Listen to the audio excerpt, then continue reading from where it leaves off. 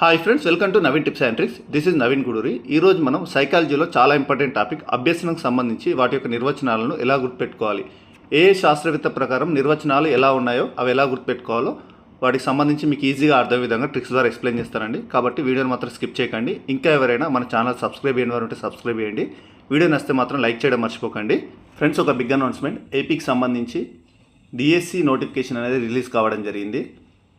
దీనికి గాను మన యాప్లో నవీన్ టిప్స్ అండ్ ట్రిక్స్ యాప్లో డిఎస్సికి సంబంధించి షార్ట్ ట్రిక్ కోర్సులో మీకు 100% ట్రిక్స్తో వీడియోస్ అనేది ప్రిపేర్ చేయడం జరిగింది. ప్రతి ఒక్కరికి ఈజీగా అర్థమయ్యే విధంగా ర్యాపిడ్ రివిజన్ ద్వారా ప్రతి టాపిక్ సులభంగా అర్థమయ్యే విధంగా వీడియోస్ అనేది ప్రిపేర్ చేయడం జరిగింది. యాప్ లింక్ వీడియో కింద డిస్క్రిప్షన్లో పెట్టడం జరుగుతుంది. లేదంటే మీరు ప్లేస్టోర్లో నవీన్ టిప్స్ అండ్ ట్రిక్స్ అని టైప్ చేసిన ఈ లోగోతో మన యాప్ ఉంటుందండి. అలానే డౌన్లోడ్ చేసుకొని ఈ కోర్స్ అనేది తీసుకోండి. ప్రతి ఒక్కరికి ఈజీగా అర్థమయ్యే విధంగా వీడియోస్ అనేవి ఉంటాయండి. ఓకేనండి, ఇక మన టాపిక్లోకి వస్తే ఈ అభ్యసనకు సంబంధించి వివిధ రకాల నిర్వచనాలను చూద్దాం. ఇందులో మొదటిది గేట్స్ ప్రకారం. ఇక్కడ శాస్త్రవేత్త గేట్స్ ప్రకారం ఏమంటున్నాడంటే, అనుభవం వల్ల లేదా శిక్షణ వల్ల జీవి ప్రవర్తనలోని పరివర్తననే అభ్యసనం అని అంటున్నాడు గేట్స్. అదేవిధంగా గేట్స్కి సంబంధించి ఇంకొక నిర్వచనం చూడండి, గేట్స్ అండ్ జెర్సీల్డ్కి సంబంధించిన నిర్వచనం. ఇవి రెండు చెప్పిన తర్వాత ఇవి రెండింటికి సంబంధించి మీకు ఎలా గుర్తుపెట్టుకోవాలో చెప్తాను ట్రిక్ ద్వారా. ఇక్కడ గేట్స్ అండ్ జెర్సీల్డ్ ప్రకారం నిర్వచనం, అనుభవం వల్ల వ్యక్తిలో సంభవించే మౌలిక ప్రవర్తన మార్పే అభ్యసనం అని అంటున్నారు. ఇది ఎలా గుర్తుపెట్టుకోవాలి, ఇవి రెండు నిర్వచనాలను. ఇక్కడ కీవర్డ్స్ అనేది ఇంపార్టెంట్. కీవర్డ్స్ చూసుకుంటూ ఎగ్జామ్లో మనము ఈజీగా ఆన్సర్ అనేది చేయవచ్చు. దాని ప్రకారం ఇక్కడ కీవర్డ్స్ ఏంటి అంటే, ఇక్కడ మీకు ఈ కలర్తో పెట్టింది అబ్జర్వ్ చేయండి, అనుభవము, శిక్షణ, అనుభవం. ఓకేనా. ఇక్కడ గేట్స్ సైంటిస్ట్ ప్రకారం ఇక్కడ చూడండి, గేట్స్ అండ్ జెర్సీల్డ్. ఇక్కడ ట్రిక్ చూడండి, అనుభవం అంటే ఎక్స్పీరియన్స్ ఉన్న వాళ్ళ దగ్గర, అనుభవం ఉన్న వాళ్ళ దగ్గర శిక్షణ తీసుకుంటే కోచింగ్ శిక్షణ తీసుకుంటే గేట్ లాంటి ఎంట్రన్స్ ఎగ్జామ్స్ చాలా హార్డ్. గేట్ లాంటి ఎంట్రన్స్ ఎగ్జామ్స్, ఇక్కడ గేట్ లాంటి ఎగ్జామ్లో కూడా మంచి రిజల్ట్ అనేది వస్తుంది.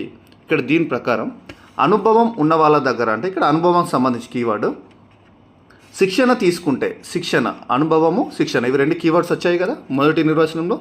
అనుభవము, శిక్షణ తీసుకుంటే గేట్ లాంటి ఎగ్జామ్లో మంచి రిజల్ట్ వస్తుంది.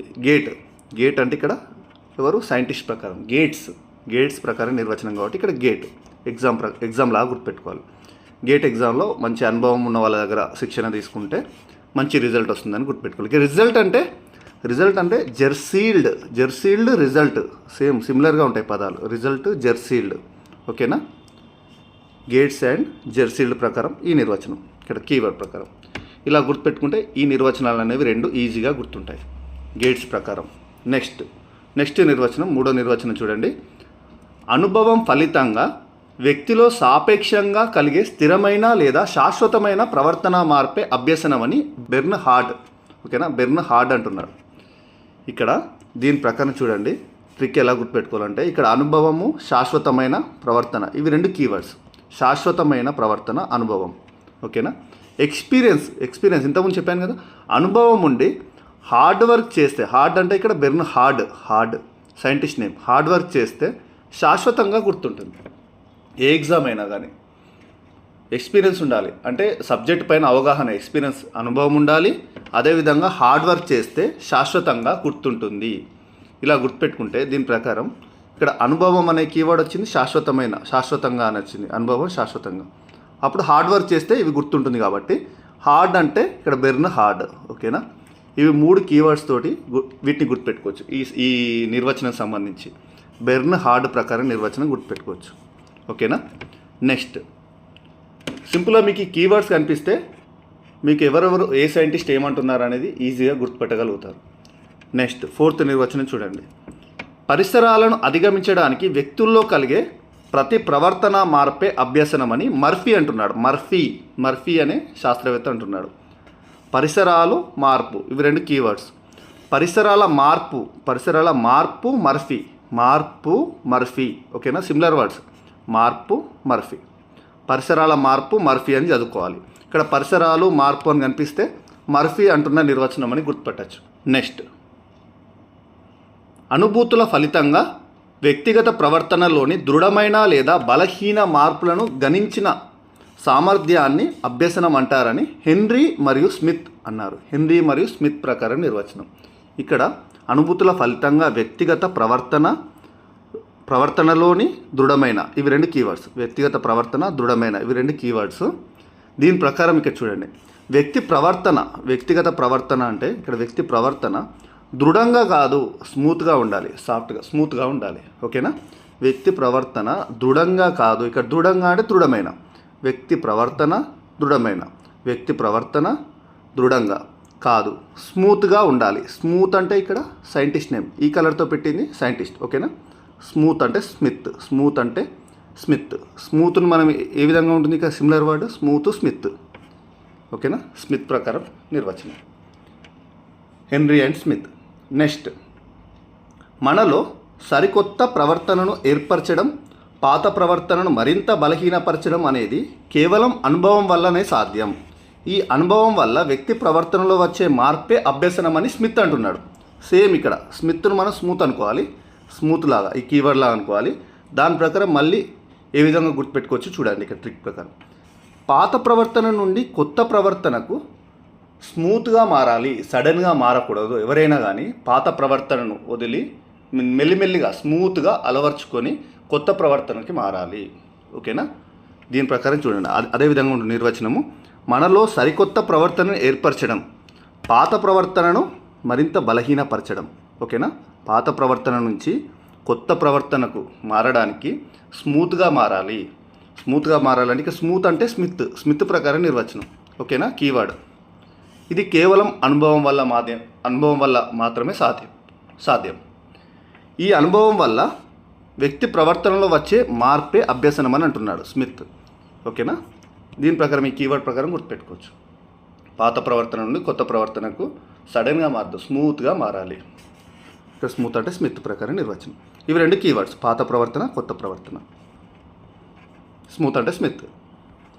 నెక్స్ట్, సహజ పరిణితిని కానీ అంతర్గత ప్రవర్తనతో కానీ తాత్కాలిక పరిస్థితుల్లో కానీ నిమిత్తం లేకుండా వ్యక్తిలో వచ్చే స్థిరమైన ప్రవర్తన మార్పే అభ్యసనం అని హిల్గార్డ్ అంటున్నాడు. హిల్గార్డ్ ప్రకారం నిర్వచనం. సహజ పరిణితి కానీ అంతర్గత ప్రవర్తనతో కానీ తాత్కాలికమైన పరిస్థితుల్లో కానీ నిమిత్తం లేకుండా వ్యక్తిలో వచ్చే స్థిరమైన ప్రవర్తన మార్పే అభ్యసనం. ఇక్కడ చూడండి కీవర్డ్స్: సహజ పరిణితి, సహజ, తాత్కాలిక, హిల్, ఇక్కడ స్థిరమైన. ఈ మూడు వీటిలోని నిర్వచనంలోని కీవర్డ్: సహజ, తాత్కాలిక, స్థిరమైన. ఇక్కడ హిల్ అనే సైంటిస్ట్. ఓకేనా? వీటిని ప్రకారం మనం ఎలా గుర్తుపెట్టుకోవాలంటే, సహజంగా కానీ తాత్కాలికంగా కానీ హిల్, కొండలని హిల్ అంటారు కాబట్టి, కొండలను హిల్ అంటారు కాబట్టి ఈ కొండలు సహజంగా కానీ తాత్కాలికంగా కానీ ఎప్పుడు ఒకేలాగా స్థిరంగా ఒకే దగ్గర ఉంటాయి. ఓకేనా? స్థిరంగా ఎక్కడున్నాయో అక్కడే ఉంటాయి హిల్స్ అనేవి. కొండ ఎక్కడ ఉన్నాయో అక్కడే ఉంటాయి, సహజంగా అక్కడే ఉంటాయి, తాత్కాలికంగా అక్కడే ఉంటాయి. ఓకేనా? స్థిరంగా ఉంటాయి అని గుర్తుపెట్టుకుంటే, దీని ప్రకారం సహజంగా సహజ పరిణితి, తాత్కాలికమైన పరిస్థితుల్లో స్థిరంగా ఉంటాయి. ఏంటి? హిల్స్ అంటే కొండలు కాబట్టి హిల్. ఇక్కడ హిల్ ప్రకారం నిర్వచనం, హిల్గార్డ్. ఇలాంటి ఇక్కడ దీని ప్రకారం ఈ నిర్వచనాన్ని ఇలా లింక్ చేసుకుంటే ఈజీగా గుర్తుపెట్టుకోవచ్చు. ఓకేనా? అర్థమవుతుంది కదా? నెక్స్ట్ నిర్వచనం 8th. ప్రేరణ మరియు ప్రతిచర్యకు మధ్య దృఢమైన బంధం ఏర్పరిచే ప్రక్రియ అభ్యసనం అని జీడి బోజ్ అంటున్నాడు. జీడి బోజ్. ఇక్కడ సింపుల్గా ఇక్కడ బంధం ఏర్పరిచే ప్రక్రియ. బంధం అనేది కీవర్డ్. బంధం బోజ్ సిమిలర్ వర్డ్స్. బంధం బోజ్ అని చదువుకుంటే ఇక్కడ ఏదైతే ఇక్కడ ప్రేరణ ప్రతిచర్య అని వచ్చి బంధం వస్తుందో దాని ప్రకారం ఇక్కడ బోజ్ నిర్వచనం అని గుర్తుపట్టచ్చు. ఓకేనా? నెక్స్ట్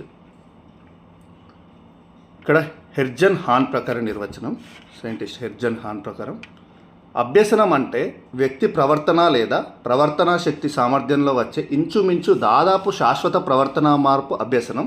ఇది కేవలం అనుభవం వల్ల వస్తుందే తప్ప జబ్బు, అలసట, మత్తు పదార్థాల లాంటి తాత్కాలిక పరిస్థితుల వల్ల కాదు అని ఎవరంటున్నారు? హెర్జన్ హాన్ ప్రకారం నిర్వచనం. ఓకేనా? ఇంత పెద్ద నిర్వచనం ఉన్న దీంట్లో కీవర్డ్స్ ప్రకారం ఈజీగా గుర్తుపెట్టుకోవచ్చు. ఇక్కడ కీవర్డ్స్ చూడండి.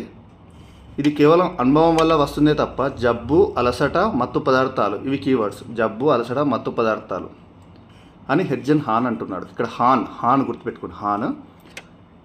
మత్తు పదార్థాలు, జబ్బు, అలసట. మత్తు పదార్థాలు ఇవి ఆరోగ్యానికి హానికరం, అందరికీ తెలిసిన విషయమే. ఓకేనా, దాన్ని లింక్ చేసుకుంటే ఈజీగా గుర్తుంటుంది. హానికరం అంటే ఇక్కడ ఎవరి ప్రకారం? హాన్ ప్రకారం నిర్వచనం. హాన్ ఇక్కడ సైంటిస్ట్ నేమ్ ఏంటి? హానికరం. ఓకేనా, హానికరం ఏంటి? మత్తు పదార్థాలు, జబ్బు, అలసట. ఇవి కీవర్డ్స్. ఇది దేంట్లో వస్తుంది? ఇక్కడ వీటి నిర్వచనంలో వస్తుంది చూడండి. ఇది కేవలం అనుభవం వల్ల వస్తుందే తప్ప జబ్బు, అలసట, మత్తు పదార్థాలు లాంటి తాత్కాలిక పరిస్థితుల వల్ల జరగదు అని. ఏంటి అభ్యసనం అంటే? వ్యక్తి ప్రవర్తన లేదా ప్రవర్తన శక్తి సామర్థ్యంలో వచ్చే ఇంచుమించు దాదాపు శాశ్వత ప్రవర్తన మార్పు అభ్యసనం అని అంటున్నాడు. ఇలా గుర్తుపెట్టుకుంటే ఈ నిర్వచనం ప్రకారం ఎవరు అంటున్నారు అనేది కూడా ఈజీగా గుర్తుపెట్టుకోవచ్చు. నెక్స్ట్ 10th నిర్వచనం. విషమ విజ్ఞానం ధోరణులు, వైఖరులను పెంపొందించడానికి దోహదపడే ప్రక్రియనే అభ్యసనం అని క్రో అనే శాస్త్రవేత్తలు అంటున్నారు. క్రో. ఓకేనా, దీని ప్రకారం ఇది ఎలా గుర్తుపెట్టుకోవాలంటే ఇక్కడ కీవర్డ్స్ ధోరణులు, వైఖరులు. ధోరణి, వైఖరి అనేది కీవర్డ్స్. ఇవి రెండు వస్తే క్రో అని గుర్తుపెట్టుకోవడం ఈజీ. ఎలా అంటే ఇక్కడ ట్రిక్ ప్రకారం ఇది చాలా సింపుల్గా గుర్తుపెట్టుకోవచ్చు. లోకులు, కాకులు అంటారు. లోకులు, పలు కాకులు అంటారు. కాబట్టి దీని ప్రకారం కాకులు అంటే కాకి అంటే క్రో. ఓకేనా, సైంటిస్ట్ నేమ్ వచ్చింది క్రో. కాకులు అంటే క్రో. కాకులు. ఎందుకు అంటే లోకం, వైఖరి, ధోరణి అనేది వేరువేరుగా ఉంటాయి. లోకం సంబంధించి వైఖరులు, ధోరణులు వేరువేరుగా ఉంటాయి. ఇక్కడ వైఖరులు, ధోరణులు అనేవి కీవర్డ్స్. ఎక్కడైతే వైఖరులు, ధోరణులు వస్తాయో ఇక్కడ క్రో అని గుర్తు రావాలి. క్రో. లోకులు, కాకులు అని సింపుల్గా గుర్తుపెట్టుకొని దాని ప్రకారం లోకం యొక్క వైఖరి, ధోరణులు వేరుగా ఉంటాయని గుర్తుపెట్టుకోవచ్చు. నెక్స్ట్ అదేవిధంగా నెక్స్ట్ నిర్వచనం. పునర్బలనం చెందిన ఆచరణాత్మకత వల్ల వ్యక్తిలో వచ్చే దాదాపు శాశ్వత ప్రవర్తన మార్పే అభ్యసనం. డెస్సికో అండ్ క్రాఫర్డ్ ప్రకారం ఈ నిర్వచనం. పునర్బలనం చెందిన ఆచరణాత్మకత వల్ల వ్యక్తిలో వచ్చే దాదాపు శాశ్వత ప్రవర్తన మార్పే అభ్యసనం అని అంటున్నారు. డెస్సికో అండ్ క్రాఫర్డ్.